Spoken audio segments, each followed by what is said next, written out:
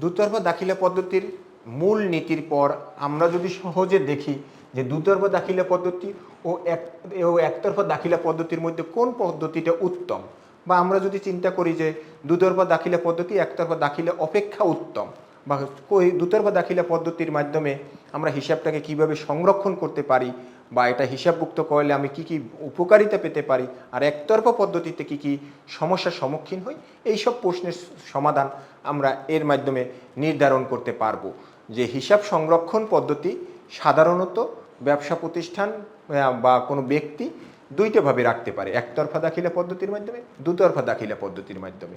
এখন আমরা কোনটা রাখবো, রাখা উচিত কোনটা, এই বিবেচনা বোধ থেকে আমাকে চিহ্নিত করতে হচ্ছে যে আমি যে দুতরফা দাখিলা পদ্ধতি না একতরফা দাখিলা পদ্ধতি রাখবো। তাহলে দুতরফা দাখিলা পদ্ধতির ফলাফলটা যদি আমরা জানতে পারি যে দুতরফা দাখিলা পদ্ধতিতে সবসময় লেনদেনকে দুইটি পক্ষে বিভক্ত করা হয়, তাহলে একটি পক্ষ কি হয় যে আমার ডেবিট এবং আরেকটা পক্ষ আমি ক্রেডিট সহজে চিহ্নিত করতে পারি। এবং আমরা আরেকটা জিনিস জেনেছি, যে পরিমাণ অর্থ আমরা ডেবিট করি সমপরিমাণ অর্থ আমরা ক্রেডিট করি, প্রতিটা লেনদেন স্বতন্ত্র। তার মানে আমরা দুতরফা দাখিলা পদ্ধতির মাধ্যমে যদি হিসাবকে সংরক্ষণ করি বা হিসাবটাকে রক্ষণাবেক্ষণ করি, তাহলে আমরা কি করতে পারবো, সহজে হিসাব এবং সুষ্ঠুভাবে হিসাব সংরক্ষণের ব্যবস্থা আমরা গ্রহণ করতে পারবো। এর মাধ্যমে কি হচ্ছে যে আমার প্রতিটা লেনদেনকে চিহ্নিত করব, ডেবিট এবং ক্রেডিট যেটা আছে, ডেবিট এবং ক্রেডিটকে আমরা কি করতে পারবো, আলাদা করতে পারবো, নির্ধারণ করতে পারবো, প্রতিটা পক্ষকে নির্ধারণ করতে পারবো, যার মাধ্যমে সুষ্ঠু এবং সহজ হিসাব রক্ষণ ব্যবস্থা নিশ্চিত করতে পারবো। তারপর হচ্ছে গাণিতিক শুদ্ধতা যাচাই। যেহেতু দুতরফা দাখিলা পদ্ধতি একটি বৈজ্ঞানিক পদ্ধতি এবং স্বতঃসিদ্ধ প্রমাণিত, এর মাধ্যমে প্রতিটা লেনদেনকে যে পরিমাণ ডেবিট করা হয় সমপরিমাণ ক্রেডিট করা হয়, এবং একটি ফর্মুলা দ্বারা এটার ফলাফল যাচাই করার সুযোগ আছে। সুতরাং এখানে যে আমরা লেনদেনগুলোকে ফলাফল চিহ্নিত করব বা ফলাফল বের করব বা চূড়ান্ত করব, সেটার মাধ্যমে কি করে গাণিতিক শুদ্ধতা যাচাই করার সুযোগ আছে, যেখানে প্রতারণা এবং অন্যান্য রোধ করা সহজ থাকে। এরপর আর্থিক চিত্র প্রদর্শন করা, অর্থাৎ এই দুতরফা দাখিলা পদ্ধতি একটা বৈজ্ঞানিক পদ্ধতি।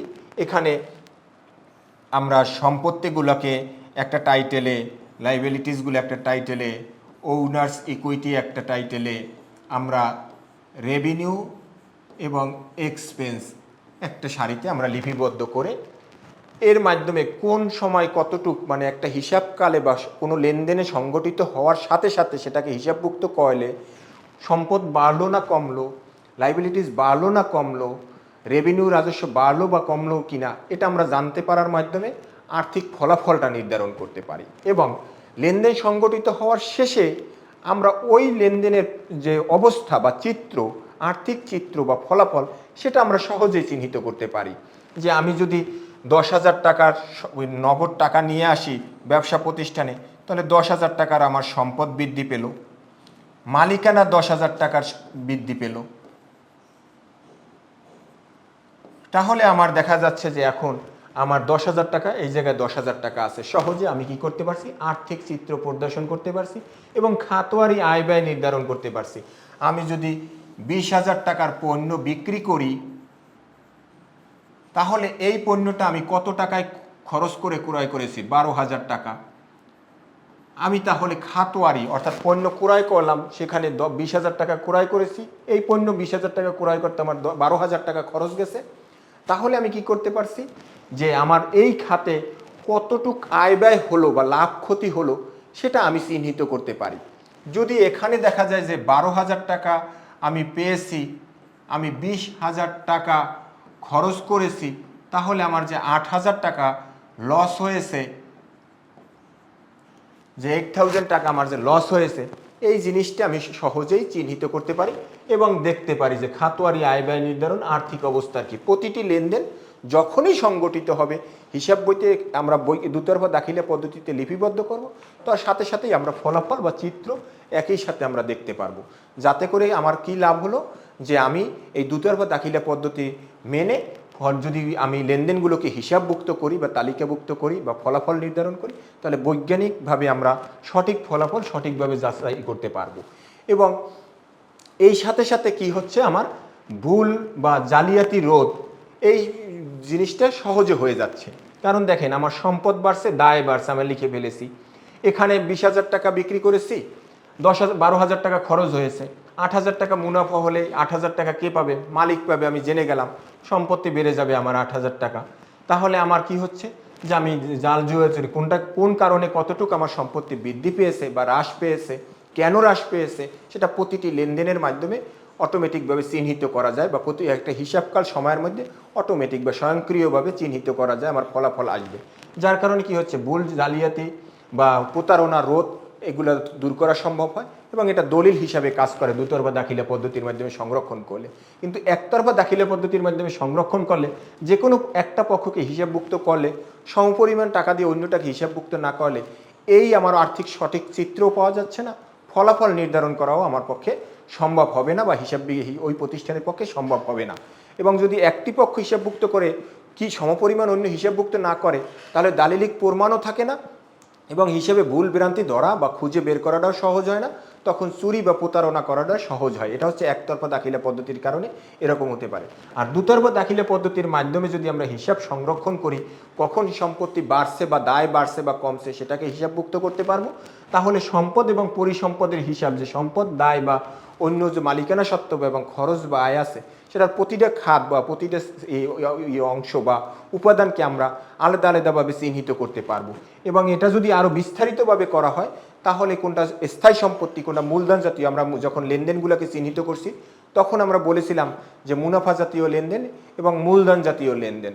তখন আমরা যদি খাতোয়ারিকে লিপিবদ্ধ করি এবং হিসাবকাল সময়টাকে নিয়ে করি, তাহলে মুনাফা জাতীয় এবং মূলধন জাতীয় লেনদেন, সেটা স্থায়ী দায় বা আয় জাতীয় লেনদেন কিনা, সম্পদ জাতীয় লেনদেন, সবগুলোকে দুতরফা দাখিলা পদ্ধতির মাধ্যমে চিহ্নিত করে আমরা কি করি, লিপিবদ্ধ করি এবং সেটা প্রয়োগ করা সহজ হয়। কারণ প্রতিটা দুইটা পক্ষ থাকে, কোথায় কি হয় হিসাবটাকে লিপিবদ্ধ করতে পারি। এবং লিপিবদ্ধ করার কারণে আমাকে কি হচ্ছে যে সম্পদের সাথে আমার সম্পদের সাথে মালিকানার সম্পর্ক কি, দায়ের সাথে মালিকানার কোনো সম্পর্ক আছে কিনা, আয়ের সাথে মালিকানার কোনো সম্পর্ক আছে কিনা, বা আয়ের সাথে সম্পদের সম্পর্ক আছে কিনা, এইটা প্রয়োগ করা আমার জন্য দুতরফা দাখিলা পদ্ধতিতে সহজ হয়, যেটা একতরফা দাখিলা পদ্ধতিতে সহজ হয় না। যেমন যদি দুতরফা দাখিলা পদ্ধতি মেনে মালিক হিসাবে ভুক্ত করে, তাহলে 1,00,000 টাকা যদি আনে, তাহলে এটা ব্যবসা প্রতিষ্ঠানের একদিকে যেমন সম্পদ, আবার আর একদিকে ওইটা ব্যবসা প্রতিষ্ঠানের দায় হিসেবে অর্থাৎ মালিকানা সত্ত্ব হিসেবে চিহ্নিত করা হয়। কিন্তু একতরফা দাখিলা পদ্ধতিতে ওটা শুধু মূলধন হিসেবে চিহ্নিত করা হয়, মালিকের মালিকানা সত্ত্ব হিসেবে চিহ্নিত করা হয় না, যার কারণে প্রয়োগ করাটা জটিল হয়ে যায়। এবং দুতরফা দাখিলা পদ্ধতিতে আর একটা সুবিধা হচ্ছে যে পর্যাপ্ত এবং স্বচ্ছ এবং পরিপূর্ণ তথ্য যারা সিদ্ধান্ত নেয় বা হিসেবের সাথে জড়িত তাদের কাছে সরবরাহ করা সহজ হয়, তাদের কাছে সরবরাহ করা যায়। তার মানে হচ্ছে গিয়ে আমার যে তথ্যগুলো দরকার ব্যবসা বাণিজ্য বা ব্যবস্থাপনার সিদ্ধান্ত গ্রহণ করার ক্ষেত্রে, একটা ব্যবসা প্রতিষ্ঠান ঝুঁকি এবং অনিশ্চয়তা নেওয়ার ক্ষেত্রে, তখন যদি তথ্যটা সঠিক হয়, তখন তার পক্ষে সঠিক ডিসিশন নেওয়াটা সম্ভব হয়, যেটা দুতরফা দাখিলা পদ্ধতির মাধ্যমে নেওয়া এবং খুব সহজ হয়। তাহলে আমরা যদি সহজ কথায় বলতে চাই যে একতরফা দাখিলা পদ্ধতি একটি অবৈজ্ঞানিক পদ্ধতি, যেখানে হিসাব বিজ্ঞানের লেনদেনগুলোকে চিহ্নিত করে দুতরফা দাখিলা পদ্ধতির নিয়ম মানে একতরফা দাখিলা পদ্ধতিতে কৌশলে লিপিবদ্ধ করা হয়। ডেবিট ক্রেডিট নির্ণয় করা সবসময় হয় না, দুইটি পক্ষকে চিহ্নিত করা হয় না, প্রতিটি লেনদেনের স্বতন্ত্র সত্তাকে বিবেচনা করা হয় না। এভাবে লিপিবদ্ধ করার কারণে সঠিক ফলাফল বা সঠিক তথ্য সরবরাহ করা সম্ভব হয় না। কিন্তু এটাকে যদি দুতরফা দাখিলা পদ্ধতিতে লিপিবদ্ধ করা হয়, তাহলে আমার কি হচ্ছে, দুতরফা দাখিলা পদ্ধতির মাধ্যমে প্রতিটি লেনদেনকে ডেবিট ক্রেডিট নির্ণয় করা হয় সমপরিমাণ অর্থ দ্বারা। এবং বৈজ্ঞানিক ভিত্তি থাকার কারণে লেনদেনগুলোর পারস্পরিক যে ফলাফলের চিত্র বা একটি লেনদেনের সাথে আর একটা লেনদেনের কারণে ফলাফলের কী অবস্থান হয়, পরিবর্তন হয় বা কী রূপ ধারণ করে, সেটা সাথে সাথে জানা যায়। এবং এটা জানার কারণে কোনটার কি অবস্থা কেন হলো, কিভাবে হলো, সেটা জানার কারণে চুরি বা জালিয়াতি রোধ করা সম্ভব হয়। প্রমাণিক হিসাবে বা প্রমাণপত্র হিসাবে এগুলা দলিল হয়, ফলাফল নির্ণয় করাটা সহজ হয়, আর্থিক চিত্রটা তুলে ধরা সহজ হয় এবং হিসাবের যে তথ্য সরবরাহ করার বিষয়, যে হিসাবের মাধ্যমে যে সংশ্লিষ্ট পক্ষ যারা সিদ্ধান্ত নেয় বিনিয়োগ বা ঝুঁকি অনিশ্চয়তা, তাদের তথ্য সরবরাহ করে সঠিক সিদ্ধান্ত নিতে পারে। তাহলে আমরা এক কথায় সহজ করে বলতে পারি দুতরফা দাখিলা পদ্ধতি একটা বৈজ্ঞানিক পদ্ধতি, যার মাধ্যমে হিসাব সংরক্ষণ করলে প্রতিটি লেনদেনকে ডেবিট ক্রেডিট নির্ধারণ করে দ্বৈত সত্তা মেনে স্বতন্ত্রতা বজায় রেখে হিসাবভুক্ত করলে সঠিক এবং নির্ভরযোগ্য বৈজ্ঞানিক তথ্য পাওয়া যায়, যার মাধ্যমে সিদ্ধান্ত চূড়ান্ত করা যায়, যা একতরফা দাখিলা পদ্ধতির মাধ্যমে সম্পন্ন করা সম্ভব হয় না।